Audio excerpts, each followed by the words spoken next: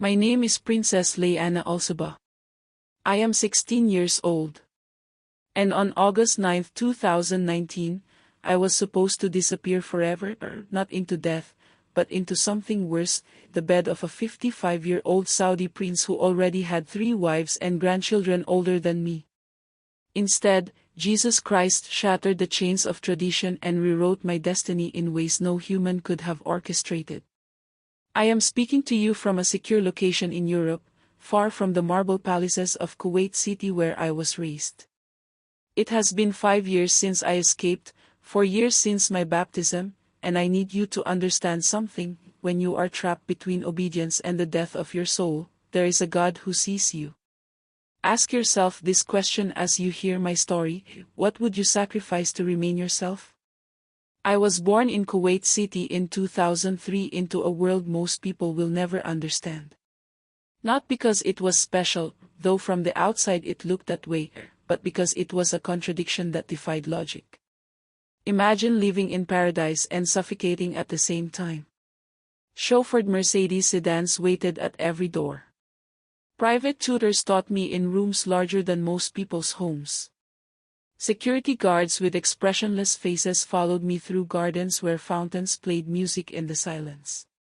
Marble halls stretched endlessly through our family compound, their floors so polished you could see your reflection staring back at you. To anyone looking in, I live a fairy tale. But fairy tales don't teach you that castles can be prisons. That silk dresses can feel like chains. That the people who smile at you during the day are the same ones planning your future behind closed doors at night. My mother made sure I understood my reality early. A princess is not raised for happiness, Leanna, she would say, adjusting my headscarf with hands that never lingered in affection. A princess is raised for honor. Honor. That word became the cage I lived in. I learned to walk with my eyes down. To speak only when addressed. To smile on command and disappear into silence when the men were talking. Religion wasn't taught to me as comfort or relationship, it was discipline. Control. I memorized Quranic prayers the way you might memorize multiplication tables, mechanically, without understanding, because questioning was never an option. Every morning, the call to prayer echoed through our compound. 5 times a day, I prostrated myself on prayer rugs woven from thread more expensive than most families' monthly income. I recited verses in Arabic, asking Allah for guidance, for mercy, for blessing. But even as a young girl, I noticed something strange. The prayers felt like throwing words into an empty room. They would leave my lips, float upward, and seem to hit a ceiling I couldn't see. Nothing came back. No comfort. No peace. Just the hollow echo of duty fulfilled. By age 14, I started paying attention to the women around me. My cousins, girls just a few years older, would visit less and less frequently. When they did come, they moved differently. Slower. Quieter. The light in their eyes had dimmed into something that looked like resignation. Some had married at 15. Others disappeared into alliances with families in Saudi Arabia or the Emirates and were rarely mentioned again. When I asked my mother about cousin Fatima, who used to laugh so loudly father would scold her, I was told simply, she is married now. She has found her purpose. But I had seen Fatima 2 months before at a family gathering. She hadn't looked purposeful. She'd looked erased. The older women in our family spoke in whispers when they thought we couldn't hear. They gathered in the women's sitting room during family events, and their conversations would drop to murmurs whenever a girl my age walked by. I learned to move silently through hallways, to linger near doorways, to piece together fragments of sentences that made my stomach turn. Too young, but what can be done?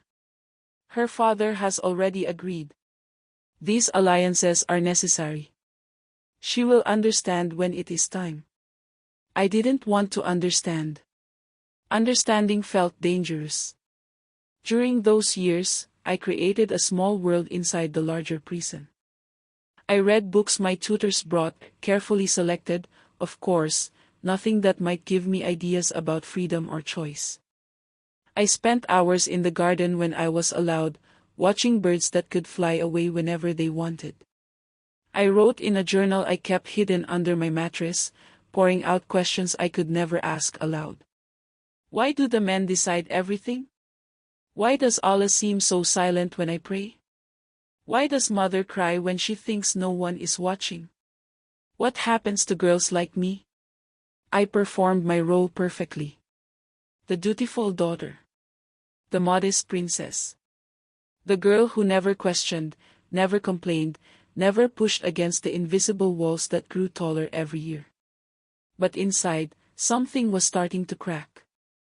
Have you ever felt trapped by the very people supposed to love you? That's what my teenage years felt like. The family that should have been my refuge felt more like a corporation where I was an asset to be managed. The religion that promised peace left me feeling anxious and controlled. The luxury that impressed visitors felt like gold-plated bars on a cage that grew smaller every day. I went through the motions flawlessly. Prayers 5 times daily. Modest clothing. Eyes downcast. Respectful silence. But my heart was screaming questions into a void that never answered back.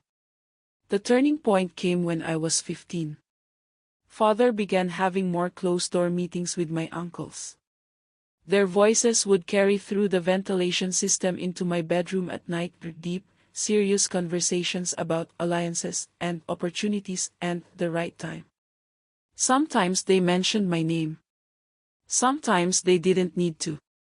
I could feel them making decisions about my future the same way they decided which stocks to invest in or which properties to acquire. I was becoming a transaction. And then came February 12, 2019, the night I learned exactly what I was worth. But to understand that night, you need to understand the 15 years that led up to it. You need to see the cage before you can comprehend why escape felt impossible. My earliest memory is of my mother's hands adjusting my dress in a hallway mirror. I couldn't have been more than 4 years old. The fabric was pink silk, imported from somewhere I'd never been allowed to visit. She tugged at the sleeves, smoothed the collar, then stepped back to examine me the way you might examine a painting you're preparing to sell. Perfect, she said. Not to me. Just to the air. To the family honor I was already learning to embody.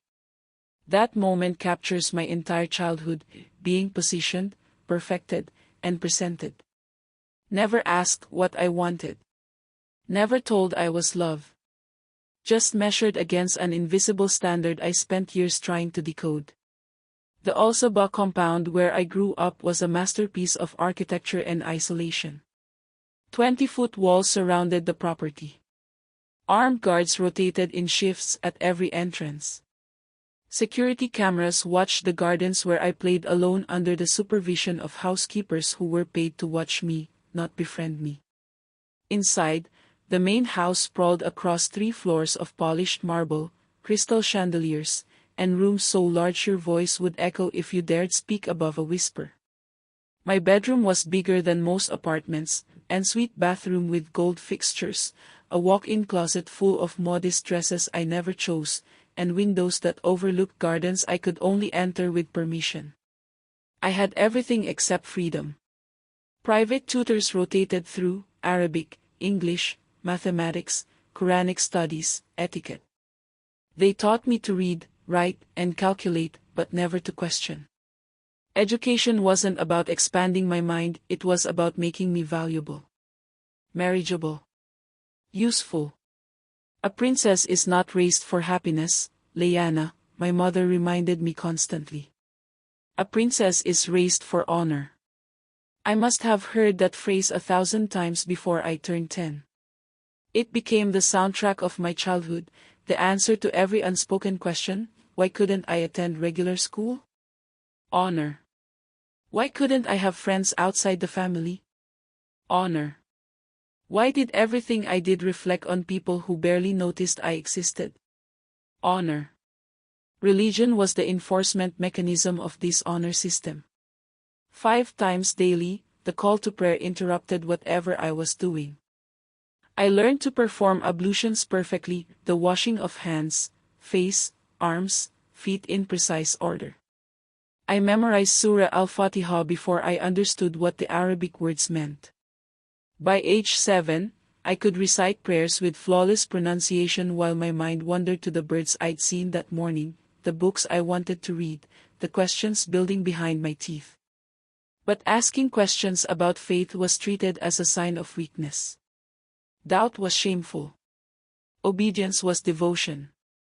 The prayer rug became my stage for a performance I gave 5 times a day, the dutiful daughter, the faithful Muslim, the perfect princess.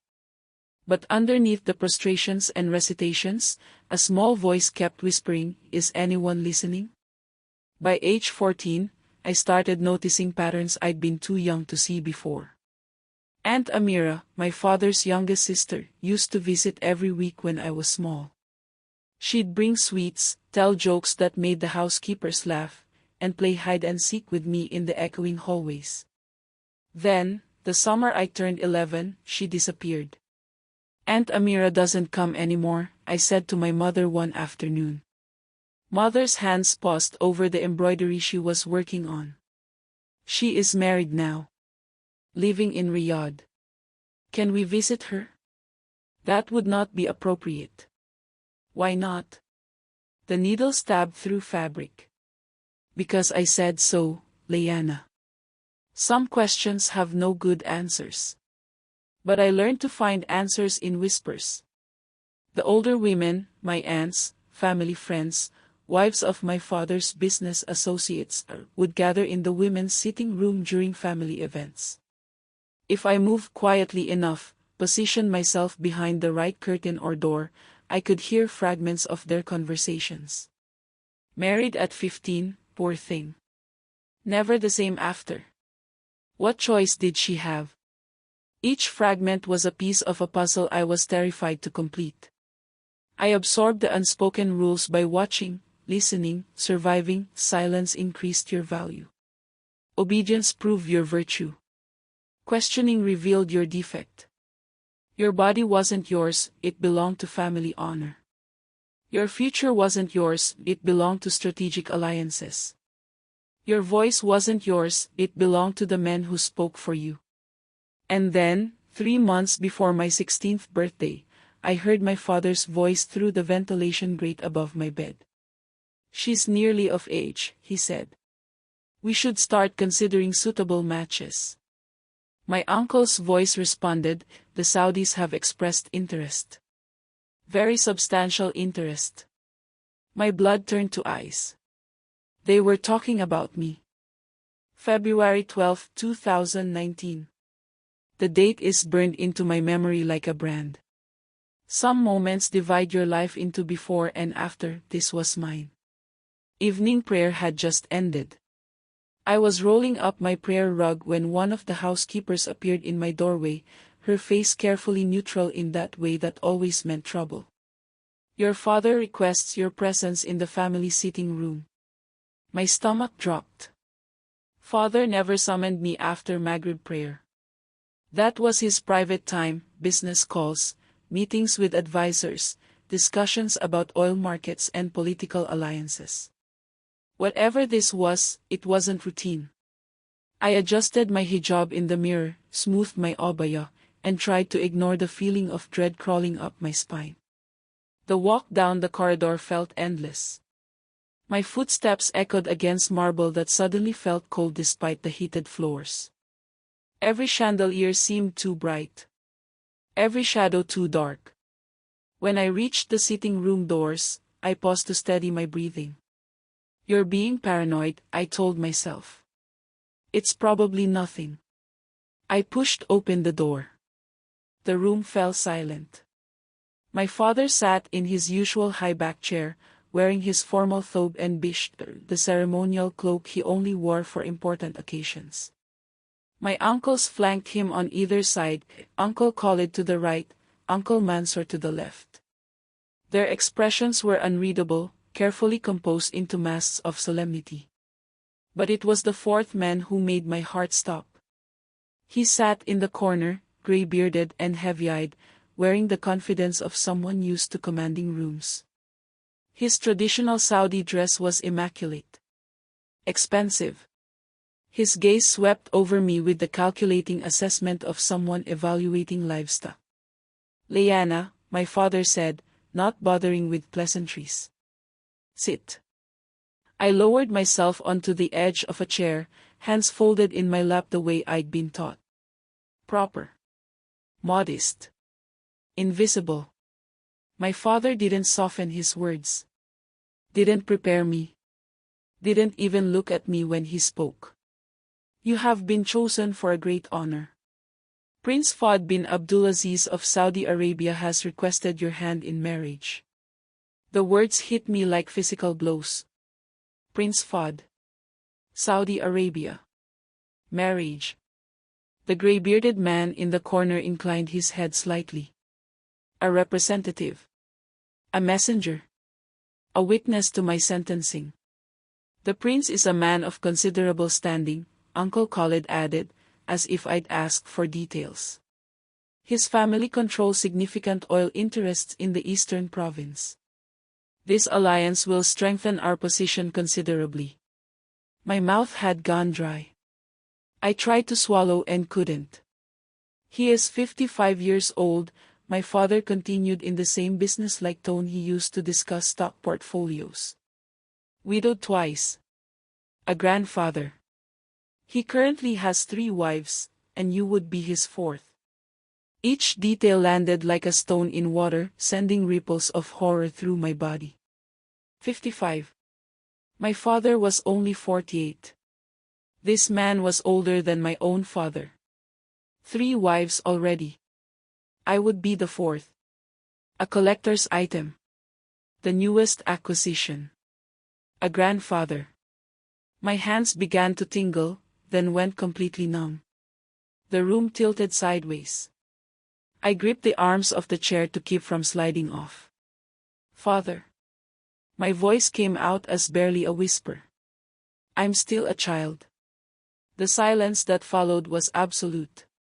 Uncle Mansour shifted uncomfortably. The Saudi representative's expression didn't change.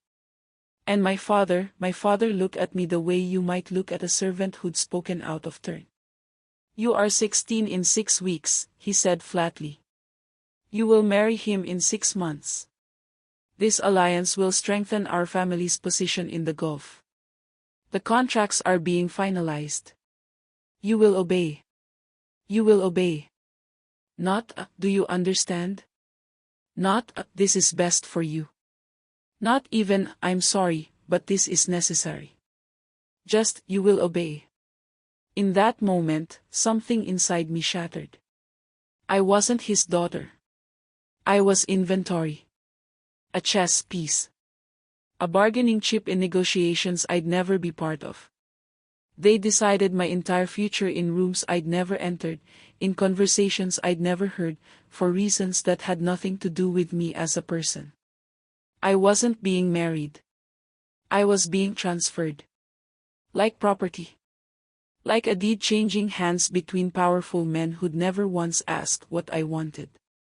"You may go," my father said, dismissing me with a wave of his hand. I stood on legs that didn't feel like mine. Walked to the door on feet that seemed to belong to someone else. My uncles didn't look at me.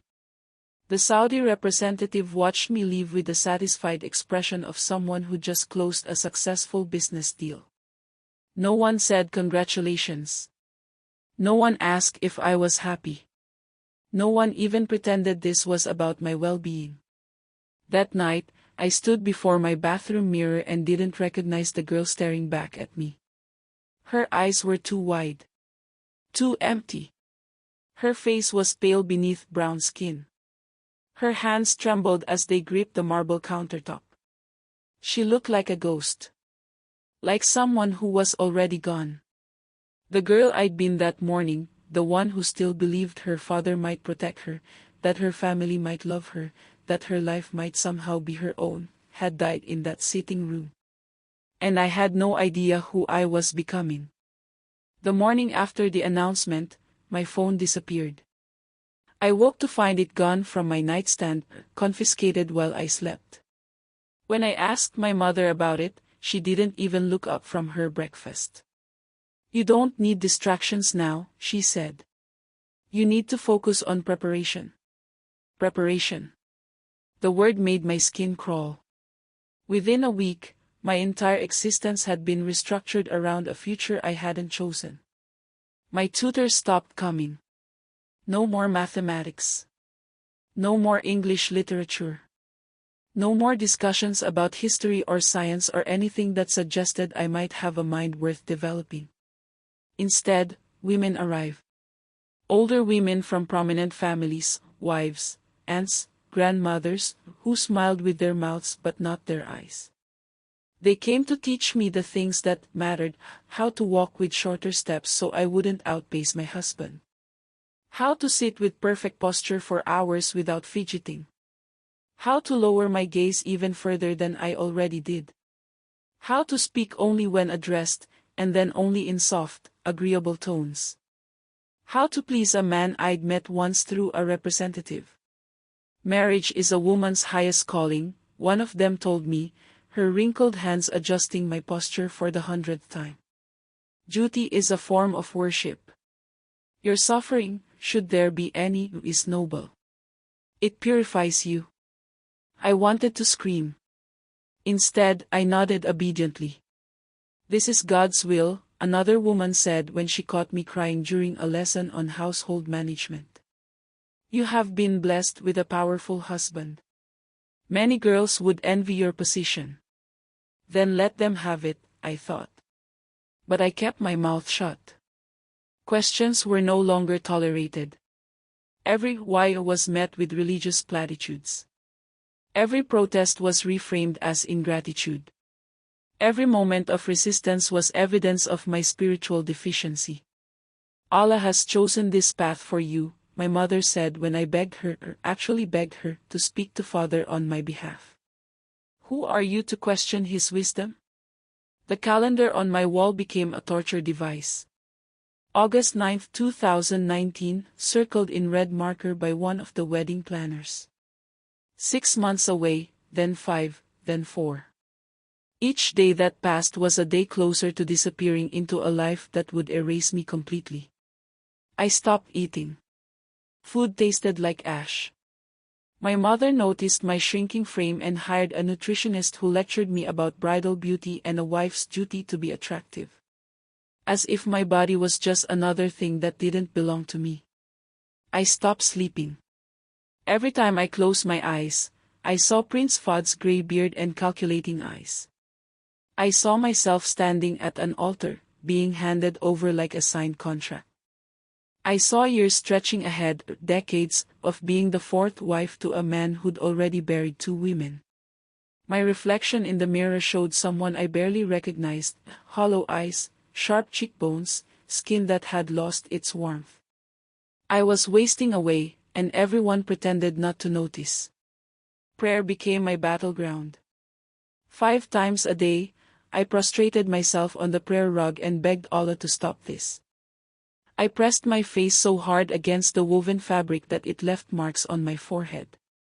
I recited every verse I'd memorized about mercy, about justice, about God hearing the cries of the oppressed. "Please," I whispered into the empty air. "Please don't let this happen. Please give me a way out. Please see me." But the prayers felt like echoes hitting a locked door. Words floating up into silence. I was shouting into a void that never shouted back. And slowly, so slowly I didn't notice it happening, something inside me began to crack. If Allah is merciful, why does He allow this? The question arrived uninvited one night during Isha prayer. I was prostrated, forehead to the ground, reciting the required verses, when the thought sliced through my mind like a blade. If He is all-powerful, why doesn't He stop them? If He loves His creation, why am I drowning in despair? If prayer works, why have mine gone unanswered for 3 months? I pushed the questions away, terrified of where they might lead. Doubting Allah was unforgivable. Questioning the faith was a fast track to hell.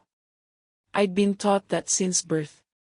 But the questions kept coming back, night after night, prayer after prayer, until I couldn't silence them anymore. By May, I'd lost 12 pounds. My clothes hung loose on my frame. Dark circles shadowed my eyes. I moved through the compound like a ghost haunting my own life. And then, late one night when the darkness felt suffocating and the silence was crushing me, a new thought arrived. Not a holy thought. Not a dutiful thought. What if I just stopped existing? The idea should have terrified me. Instead, it felt like relief. Like the only choice I had left was whether to disappear on my terms or theirs. I stood at my bedroom window, looking down at the garden 3 stories below, and wondered how long it would take to hit the ground. Whether it would hurt. Whether anyone would mourn me or just be embarrassed by the scandal. I stood there for 20 minutes, trembling, weighing my soul against my survival. And then I stepped back from the window. Not because I suddenly wanted to leave. But because something whispered that there had to be another way. Something I hadn't tried yet. Something dangerous enough that I'd been avoiding it. 3 months before the wedding, desperate enough to risk everything, I made a decision that would change the trajectory of my life forever. I was going to search for answers in the one place I'd been taught never to look. The tablet was supposed to be for schoolwork only, back when I still had schoolwork. They'd forgotten about it when they confiscated my phone, probably because it looked ancient and harmless. It had been shoved in the back of my desk drawer for months, covered in dust and charging cables. At 2 a.m. on a Tuesday in May, I pulled it out with trembling hands. The compound was silent except for the occasional footstep of security guards making their rounds. I'd waited until everyone was asleep, until even the housekeepers had retreated to their quarters. The pale glow of the screen felt dangerous in the darkness of my room. I typed carefully, afraid even the sound of my fingers on glass might betray me. Can a girl refuse marriage in Islam? The results loaded slowly. My heart hammered against my ribs. Page after page appeared: forums, religious websites, legal discussions. I clicked through them desperately, searching for the answer I needed. The one that would save me. Most said no. A father's authority was absolute. Obedience was mandatory. Marriage was a contract between families, not individuals. Some mentioned conditions where refusal might be possible: previous marriage, extreme age difference, proven abuse, but nothing that applied to my situation. Nothing that would matter to a family like mine where honor outweighed everything else. I kept scrolling, hope draining away with each click. And then I accidentally tapped a link that took me somewhere completely different. The page loaded, and my breath caught. At the top, in bold letters, were words I'd never seen before: Jesus does not trade daughters for power. My finger hovered over the back button. Every instinct screamed at me to close the browser, delete my history, forget I'd ever seen those words. Reading Christian material wasn't just forbidden, it was a death sentence in my world. Apostasy. Betrayal. Unforgivable. But something held me there. Maybe it was desperation. Maybe it was the way those words seemed to speak directly to my situation. Maybe it was just that I had nothing left to lose. I started reading. The article was written by a former Muslim woman from Pakistan. She described a forced marriage arranged when she was 14. The isolation. The fear. The prayers that went unanswered. And then she described encountering Jesus, not as a distant prophet from history books, but as a living presence who met her in her darkest moment. My hands shook so badly I nearly dropped the tablet. She linked to other testimonies. I clicked through them like someone dying of thirst who'd found water. Woman after woman, mostly from Muslim backgrounds, describing the same thing, Jesus as personal, gentle, protective. A God who didn't demand performance but offered relationship. Who didn't trade daughters for alliances but called them his own children. It sounded impossible. It sounded like everything I'd been searching for. At 3 a.m., I downloaded a Bible app, choosing one with the most generic icon that wouldn't draw attention if someone looked through my tablet. My hands were sweating. My heart felt like it might explode. I opened it to the Gospel of John. One of the testimonies had mentioned starting there. The words felt strange. Different from the Quran's formal Arabic, different from the memorized prayers I'd recited my entire life. These words felt conversational. Like someone speaking directly to me rather than pronouncing judgment from a distance. I read slowly, carefully, expecting to feel guilty or afraid. Instead, I felt curious. And then I reached John 10 verse 10, and everything stopped. I have come that they may have life, and have it abundantly. I read it again. Then again. Life abundantly. Not life conditionally. Not life through perfect obedience or endless rituals or satisfying someone else's requirements. Just life. Abundant life. Full life. The tears came without warning, hot and sudden. I pressed my hand over my mouth to muffle the sound, trembling in the darkness of my room while something inside my chest cracked wide open. This God, this Jesus, sounded nothing like what I'd been taught. Allah demanded submission, obedience, fear. 5 daily prayers, perfect memorization, constant awareness that you were never good enough, never clean enough, never worthy enough. But Jesus spoke about abundance.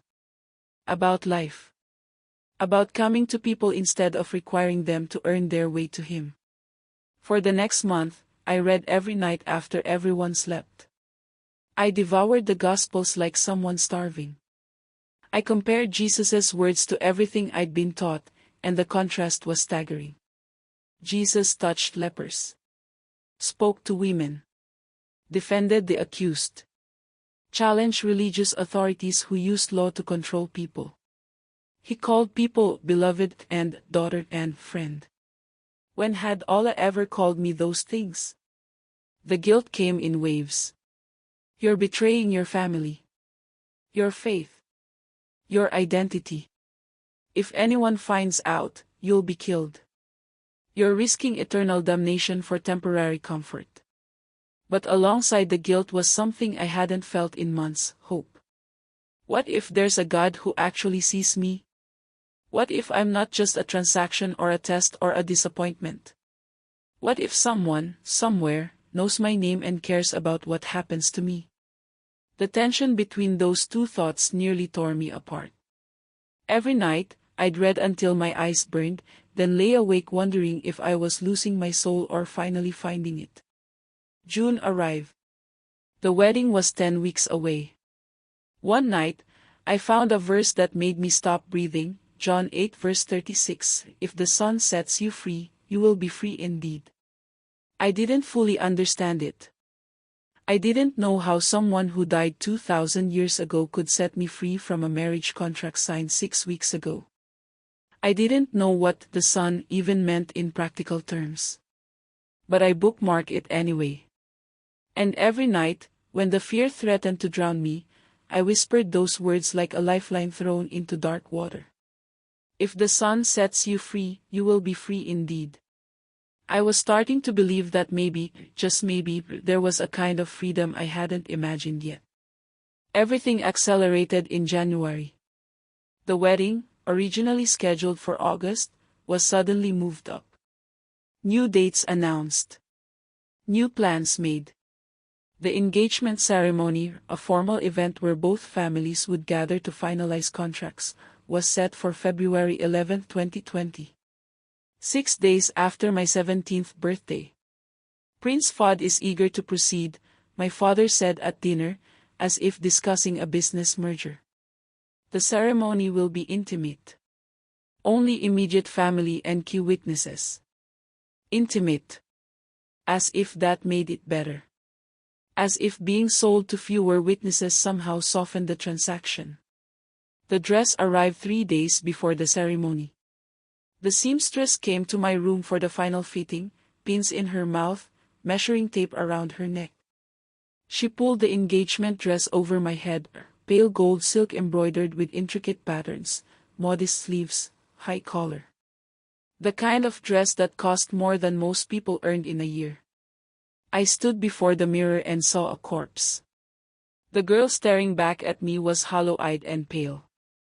The dress hung beautifully on her frame, but she looked like she was wearing a burial shroud. Her face showed no emotion. No joy. No anticipation. Just the blank expression of someone who'd already died inside.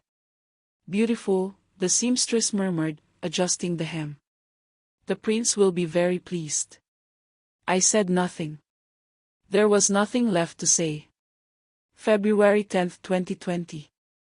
The night before the engagement ceremony. I lay on my bed fully clothed, staring at the ceiling as the hours crawled past. Midnight came and went. 1 a.m. 2 a.m. My body was exhausted, but my mind wouldn't stop racing. Tomorrow, I would stand before both families and sign papers that made me the property of a 55-year-old stranger. Tomorrow, the last shred of my autonomy would be officially transferred. Tomorrow, the girl I'd been, whatever was left of her, would cease to exist. I'd spent months reading the Bible in secret. Months learning about Jesus, about grace, about a God who supposedly loved his children. But none of it had changed my circumstances. The wedding was still happening. My family was still in control. I was still trapped. Maybe I'd been fooling myself. Maybe Jesus was just another beautiful story that didn't apply to girls like me. At 2:47 a.m., something inside me broke completely. I slid off the bed and collapsed onto the floor, my body folding in on itself. I'd cried so much over the past year that I thought I had no tears left. But they came anyway, silent, desperate tears that shook my entire frame. I had no more prayers to Allah. I'd exhausted those months ago. I had no hope in human rescue, my family would never relent, and I had no way to escape on my own. I had nothing left except the darkness of my room and the crushing weight of tomorrow's ceremony. And in that absolute emptiness, I whispered into the void. Jesus. My voice cracked on his name. If you are real, please don't let them give me away. The air in the room shifted. I felt it physically, like a presence entering a space that had been empty. The temperature didn't change, but something did. The oppressive darkness that had been suffocating me seemed to lift slightly, as if a window had opened somewhere I couldn't see. And then warmth filled my chest. Not anxiety. Not the tight pressure of fear I'd carried for months. But warmth. Peace. The kind of peace that didn't make logical sense given my circumstances, but was so real I could feel it spreading through my body like light. For the first time in my entire life, I felt seen. Not observed. Not monitored. Not evaluated. But seen, known, recognized, acknowledged as a person who mattered. Someone was looking at me, and it wasn't with calculation or disappointment or indifference. It was with love. And then, clear as a voice speaking directly into my spirit, I heard words that weren't audible but were more real than anything I'd ever experienced. You are my daughter. You are not for sale. I wept. Not the silent, controlled tears I'd learned to cry in secret. But uncontrollable, body-shaking sobs that came from a place deeper than I knew existed. I pressed my face against the carpet and let 17 years of pain pour out. But these weren't tears of despair. They were tears of being known. Of encountering someone who saw exactly who I was, broken, terrified, trapped, and called me his daughter anyway. Not a princess. Not a transaction. Not a disappointment. A daughter. In that moment, I surrendered everything. My fear. My future. My life. Even my death. I didn't understand Christian theology. I couldn't explain the Trinity or articulate doctrines or defend beliefs. But I knew, absolutely, certainly, undeniably knew, that I had just encountered the living God. And he was nothing like what I'd been taught. Something fundamental shifted inside me. The fear didn't disappear, tomorrow was still coming, and my circumstances hadn't changed. But courage rose alongside the fear. Not my own courage, I didn't have any left. But courage from somewhere outside myself, filling the empty spaces where hope used to be. I pulled out my tablet with shaking hands and opened the Bible app. I didn't know where to go, so I just scrolled until words caught my attention. Romans 8 verse 15, you did not receive a spirit that makes you a slave again to fear, but you received the spirit of sonship. I read it 3 times, then 4, then 5. Not a slave to fear. Spirit of sonship. I was someone's daughter. Not because of bloodline or family name, but because God Himself had claimed me. I fell asleep on the floor at 4:30 a.m., my tablet still glowing beside me, the Bible app still open. And for the first time in months, maybe in years, I slept peacefully. Tomorrow was still coming. But I wasn't facing it alone anymore. I woke to sunlight streaming through my window and voices echoing through the compound. The engagement ceremony was in 6 hours. I should have felt terror. Instead, I felt anchored. Like something solid had formed at my core overnight, something that hadn't been there before. The fear was still present, coiled in my stomach like a living thing. But it wasn't alone anymore. I could hear the household bustling with preparation. Caterers arriving. Florists arranging displays in the formal sitting rooms. My mother's voice directing servants in sharp, clipped Arabic. The machinery of the ceremony grinding forward whether I participated or not. I sat up slowly, my body stiff from sleeping on the floor. The tablet lay beside me, screen dark now but still radiating the peace I'd felt last night. The words were still there, written on my heart even if I couldn't see them. You are my daughter. You are not for sale. At 9 a.m., my father entered my room without knocking. He was already dressed in his formal attire, crisp white thobe, gold-trimmed bisht, the traditional headdress that signified his status. He looked every inch the powerful patriarch, the man whose word was law in our household. Today you honor our family, he said. Not a question. A statement of fact. I stood from where I'd been sitting on the edge of my bed. For 17 years, I'd kept my eyes downcast in his presence. Proper. Respectful. Invisible. This time, I looked directly at him. I will not marry him. The words came out steady. Quiet. Certain. The silence that followed felt like the moment before an explosion. My father's face transformed. The careful composure cracked, revealing rage underneath, or dark, volcanic rage that made the air in the room feel dangerous. What did you say? I will not marry Prince Fuad. My voice didn't shake. I cannot do this. You will obey. Each word was a hammer blow. Or you will be disowned. Cast out. You will have nothing, no family, no name, no protection. Do you understand what that means? I understood perfectly. In our world, a girl without family protection was as good as dead. No education, no money, no future. I would be erased as thoroughly as if I'd never existed. But last night, someone had called me daughter. And that was a belonging no one could take away. I belong to God, I said quietly. Not to alliances. My father stared at me as if I'd spoken in a foreign language. He thought I was talking about Allah, about religious objection to the marriage terms.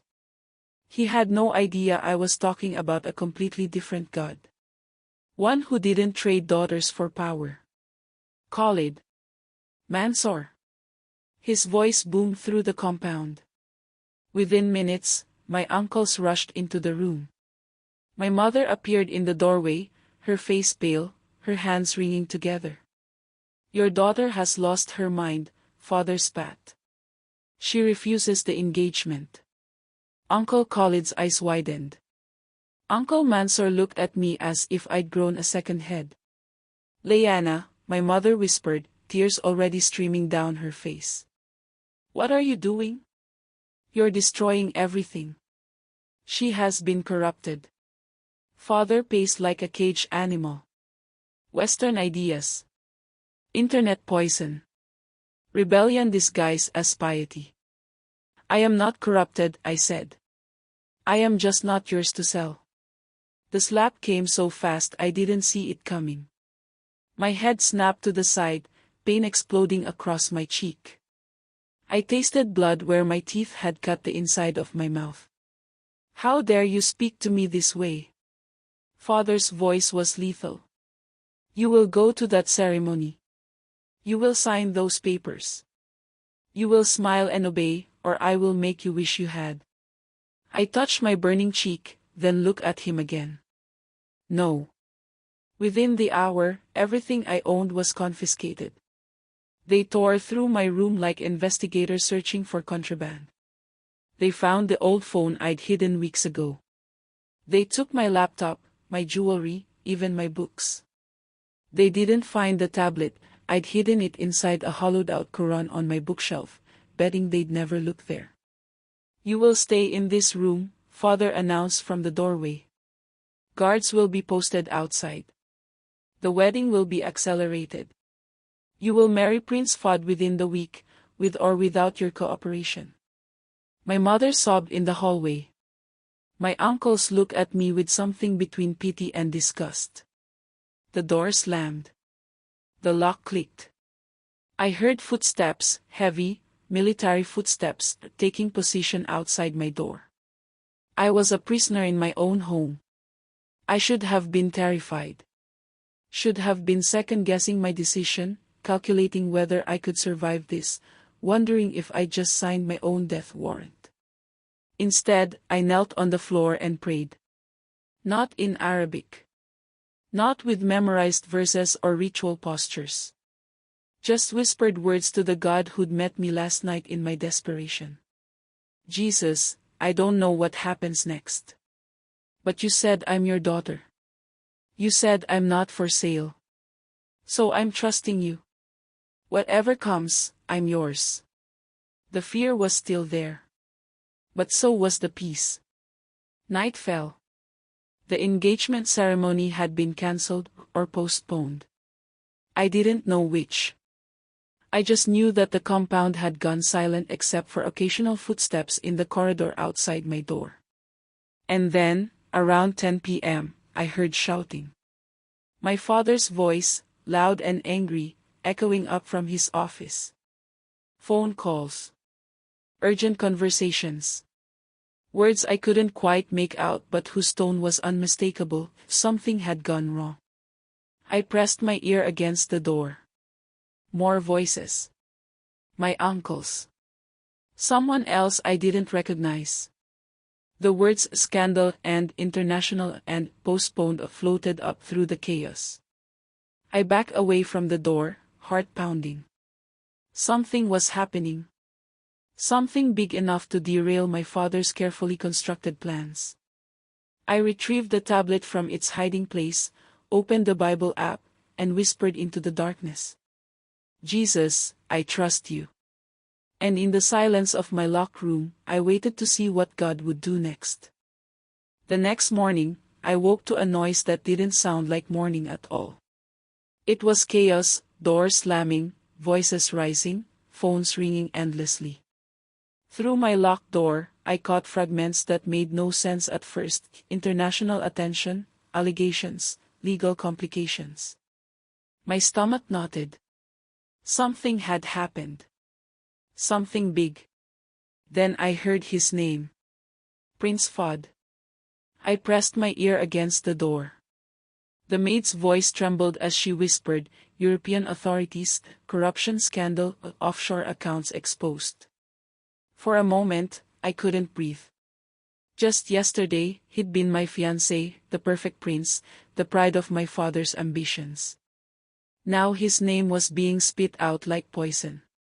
The royal family had already issued a statement, distancing themselves from him. By noon, the engagement was postponed indefinitely. My father's rage shook the house. I could hear him shouting downstairs, his voice hoarse, his English fractured in fury. "This is her fault. She brought this curse into our home." As if my quiet resistance had somehow collapsed an empire. But beneath his anger, I sensed his fear. He was scrambling, making calls, issuing statements, trying to salvage his reputation amid the fallout. The guards seemed distracted. No one came to check on me. For the first time in months, the silence around my locked door wasn't suffocating, it was promising. Then, as I sat on my bed listening to the chaos, something soft slid under my door. I froze. A folded piece of paper. I picked it up, my heart hammering. It was from my Aunt Amira. Her handwriting, delicate and trembling, covered the tiny square of paper. Just one line and a phone number. "If you want freedom, call this." I read it again and again, my hands shaking so hard I could barely hold it. My aunt, who had married young, endured years of quiet sorrow, and learned to smile through her own captivity. I had always seen her watching me, not with judgment, but with understanding. Now she was offering me something unthinkable, a way out. I pulled out the small tablet I'd hidden beneath my mattress and entered the number. A woman answered on the second ring, her voice calm, steady, warm. "You're safe to speak?" she asked. Barely above a whisper, I said, "Yes." She explained quickly. They were part of a Christian organization that helped at-risk women escape dangerous situations. My aunt had reached out to them through a friend. A plan was already forming. A medical visa could be arranged, treatment abroad for psychological distress. The irony made me want to laugh and cry at the same time. "We have a 48-hour window," she said. "Your family is distracted right now. If you can reach Kuwait International Airport, someone will meet you there." I stared at the locked door. 48 hours. A lifetime and a heartbeat. When the call ended, I sat in silence. Every possible consequence flashed before me: dishonor, punishment, death. I could already hear my father's voice: "She has shamed us. She will pay." But then another voice, quieter, steadier, filled the space between those fears. "If you stay, you'll die slowly, your soul first, your body later." I slid to the floor, clutching the little Bible I kept hidden inside my pillowcase. My whisper trembled. "Jesus, if this is you, I'm stepping forward." That night, I didn't sleep. I packed one small bag, plain clothes, a few bills, my passport. I wrapped my Bible in a soft scarf and tucked it deep inside. The air felt heavy with both terror and hope. On the morning of February 14, 2020, I stood by the window, watching the courtyard bathe in pale sunlight. My aunt's car idled by the gate. She looked up once, meeting my eyes through the glass, and nodded. That was the signal. My heart pounded as I reached for the door handle. It turned easily. Before dawn, the house was silent, eerily so. My Aunt Amira moved like a ghost through the halls. She had arranged everything with quiet precision, creating a diversion that drew the guards to the front of the property. My heart raced as I slipped through the service entrance, my small bag clutched against me. Every sound felt too loud, every breath a risk. A car waited beyond the wall. The driver, a contact I'd never met, nodded without a word. As we sped through the sleeping city, I kept expecting blue lights to appear behind us, for someone to realize the princess was missing. My pulse thudded in my ears, a drumbeat of fear and fragile hope. At Kuwait International Airport, dawn was beginning to brush the horizon with light. I moved through security trembling, my passport sleek in my hands. When the officer finally stamped it, I nearly collapsed with relief. On the plane, I stared out the window as the ground fell away, watching my world shrink beneath clouds. I left a princess, I thought. I don't know what I'm becoming. When I landed in Europe, 2 women waited for me just beyond customs, simple clothes, kind eyes. They spoke softly, guiding me to a small car that carried me to what they called a safe house. It was an old building, warm and quiet, filled with women from every corner of the world. We were all running from something. They called it a program for at-risk women fleeing religious persecution. For the first time in my life, no one told me what to wear, what to eat, what to say. The first morning, I stood frozen before a closet full of clothes and whispered to myself, I can choose. Freedom, I discovered, was both terrifying and beautiful. I began attending a small church nearby. The pastor spoke gently, explaining things I had only glimpsed before, who Jesus truly was, what the cross meant, how he loved not nations or systems, but hearts. For the first time, I understood he hadn't died for an idea. He had died for me. On June 14, 2020, I was baptized in that little church. The water was cold, but my soul burned with life. I went under the water as Princess Leanna Alsaba. I rose as a daughter of the King of Kings. Now, years later, I live in a quiet place, its name unspoken for safety. I no longer wear silk or diamonds. My palace is a small apartment with plain walls and a window that looks out onto a courtyard of wildflowers. I read my Bible each morning, learning how to pray not with ceremony, but with honesty. I'm discovering who I am apart from titles, apart from duty. People sometimes ask who I am. My answer is simple now, I am no longer a princess of Kuwait. I am a daughter of the King of Kings. I know I may never go home. I may never see my family again. But I have a father who will never sell me, never use me, never discard me. If Jesus could rescue a 16-year-old girl trapped between power and fear, he can rescue anyone. Once, I asked myself, what would you do if obedience meant losing your soul? Now I know my answer, I chose my soul. And I found it was already chosen by Jesus. If you are trapped by fear, by tradition, by the heavy weight of others' expectations, he sees you. There is a God who does not trade daughters for power. There is freedom, even in the most impossible prisons. I stand now by the church window, morning light streaming through stained glass. My Bible rests open in my hands. I've lost everything the world said mattered. But I've gained the one my soul was made for.